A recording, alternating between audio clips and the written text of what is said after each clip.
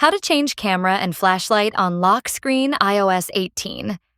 Today, I'm going to show you how to customize the camera and flashlight shortcuts on your iPhone's lock screen if you're using iOS 18. Want to make your lock screen more personal? Let's dive in. Before we start, make sure your iPhone is updated to iOS 18.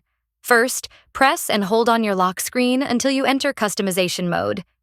You'll see an option that says, Customize. Tap that. Now, select Lock Screen. At the bottom of the screen, you'll see the camera and flashlight icons. To change either of these, tap the minus icon next to the one you want to remove. Once you remove the icon, an empty slot will appear. Tap on the empty slot, and you'll get a list of available toggles or controls. From here, you can select a new shortcut, like an app or other control, to replace the camera or flashlight.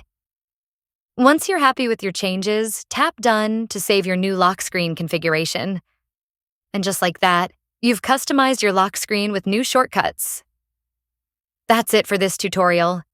If you found it helpful, be sure to give this video a thumbs up and subscribe for more tech tips. Thanks for watching.